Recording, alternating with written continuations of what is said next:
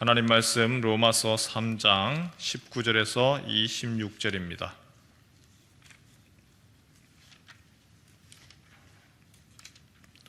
로마서 3장 19절에서 26절 말씀입니다. 우리가 알거니와 무릇 율법이 말하는 바는 율법 아래에 있는 자들에게 말하는 것이니 이는 모든 입을 막고 온 세상으로 하나님의 심판 아래에 있게 하려 함이라.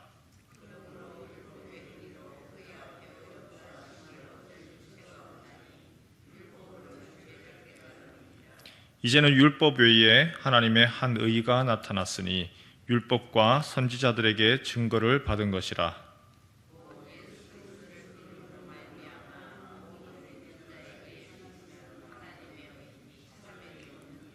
모든 사람이 죄를 범하였음에 하나님의 영광에 이르지 못하더니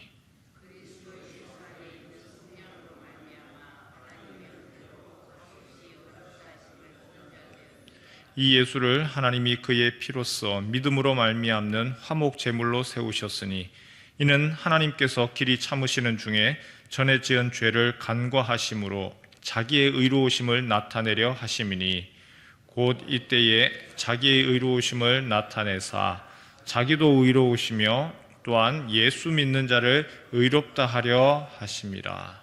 아멘. 가끔씩 도로에서 경찰들이 단속하는 것을 봅니다. 경찰이 도로에서 무엇을 주의해서 볼까요? 많은 차들을 지켜보는데 어떤 차들을 특별히 주의해서 볼까요? 교통 위반하지 않고 그리고 법을 잘 지키는 그 차들을 주의 깊게 보면서 그런 차들을 세워서 당신 잘하고 있습니다, 칭찬하고 격려하려고 그렇게 교통경찰들이 도로에서 다른 차들을 주의 깊게 보는 걸까요? 아니면 위반하는 차량들, 법을 어기는 차량들, 그 차량들을 딱 세워서 과태료를 부과를 하고 범칙금을 주기 위해서 서 있는 걸까요? 당연히 후자지요.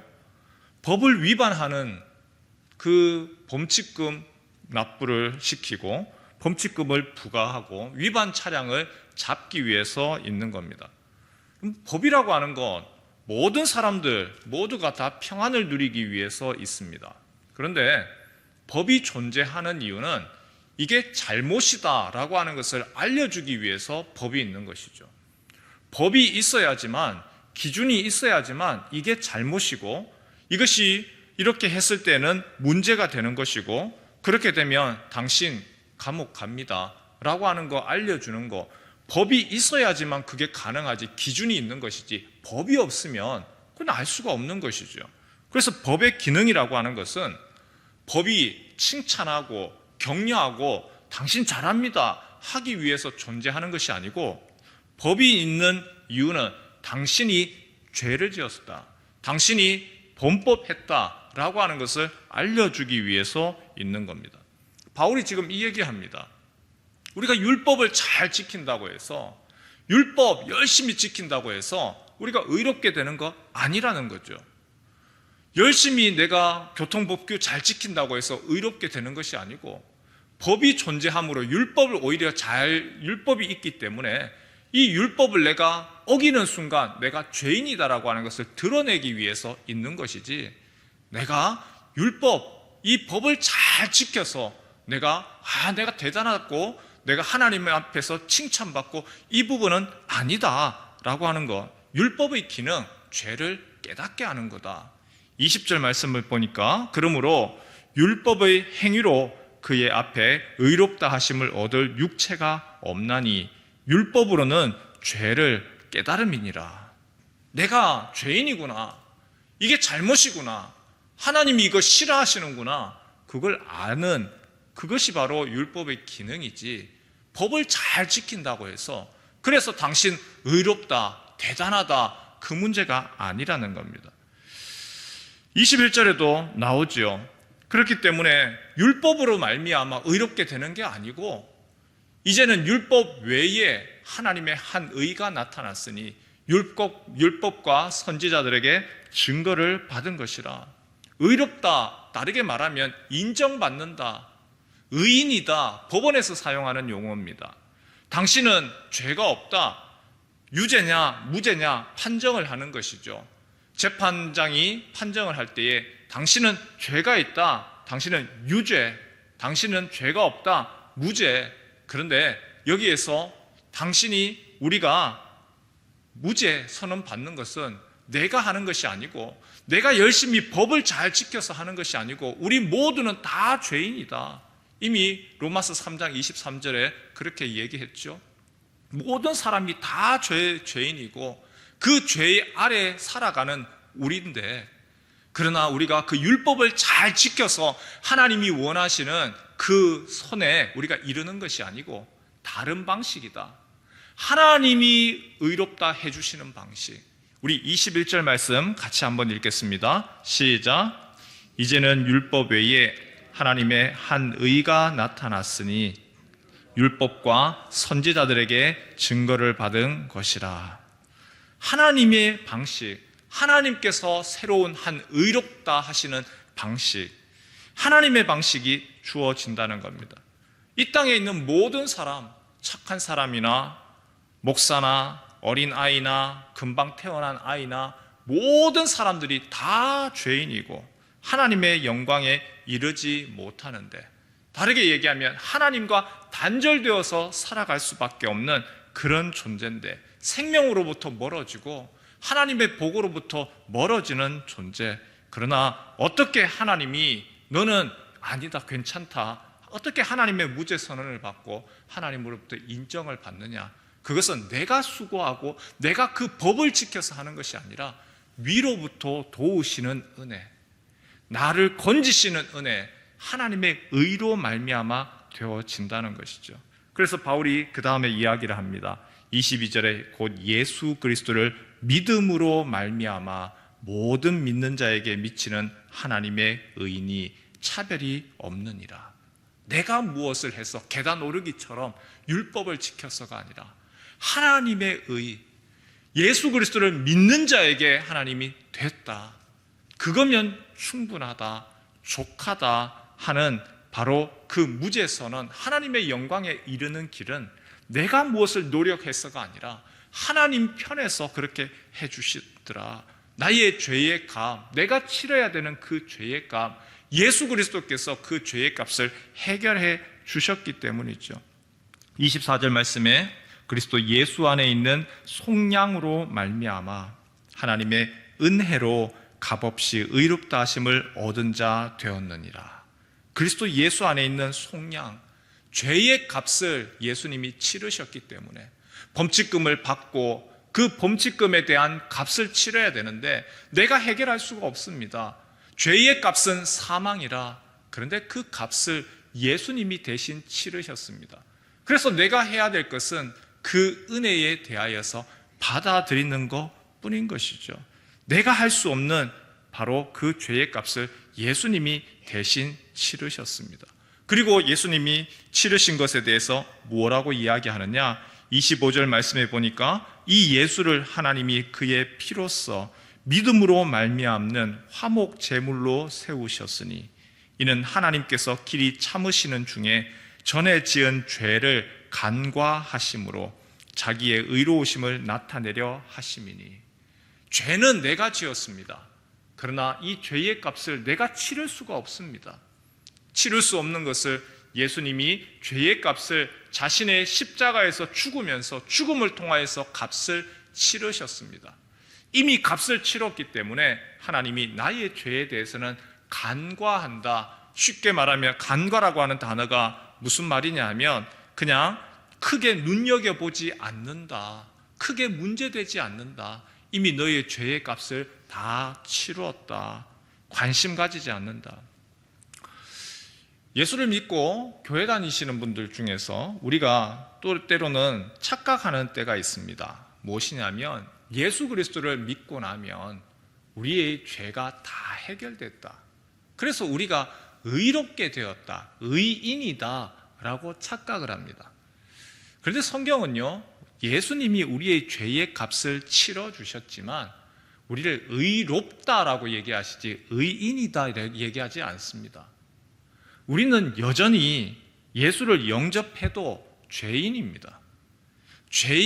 죄인으로서의 우리의 속성은 바뀌지가 않습니다.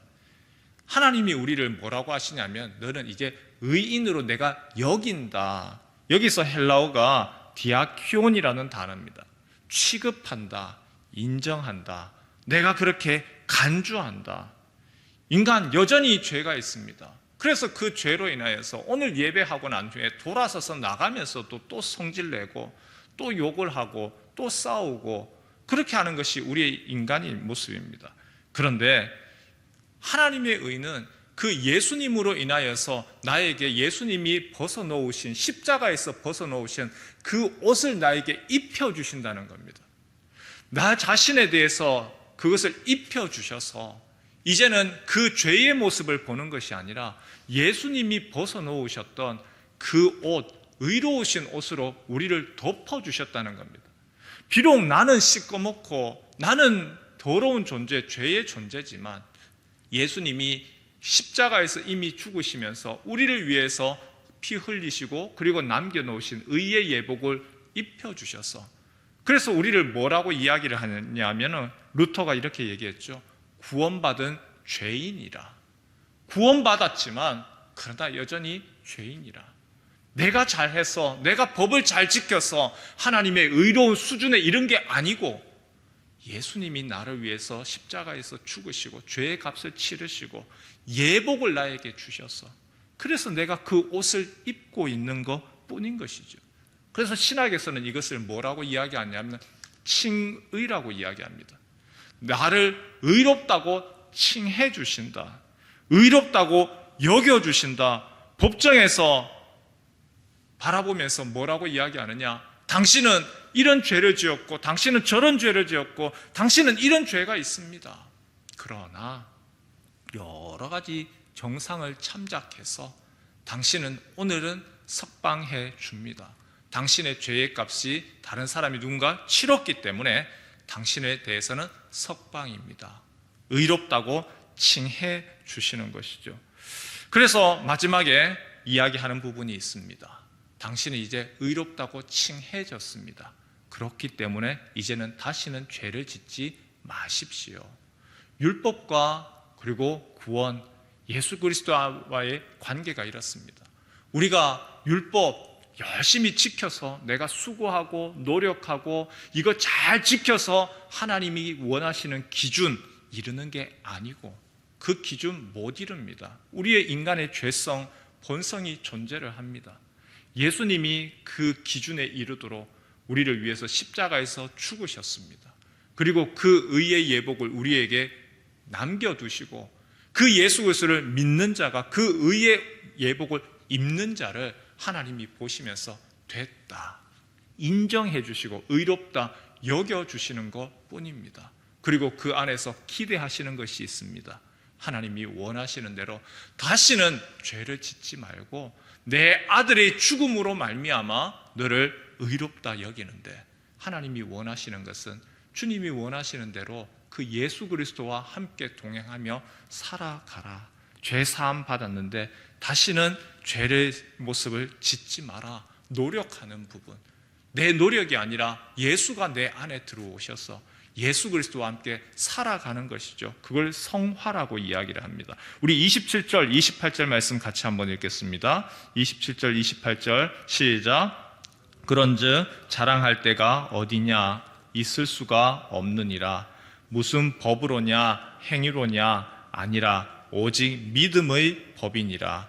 그러므로 사람이 의롭다 하심을 얻는 것은 율법의 행위에 있지 않고 믿음으로 되는 줄 우리가 인정하노라. 믿음과 율법 두 개가 양립하는 것이 아니라 예수 그리스도를 믿음으로 말미암아 예수 안에서 살아가는 사람, 자연스럽게 하나님이 원하시는 것이 무엇일까? 그리고 그렇게 살아가려고 노력하고 예수 그리스도와 함께할 때 주님이 우리의 삶을 인도하시는 것이죠.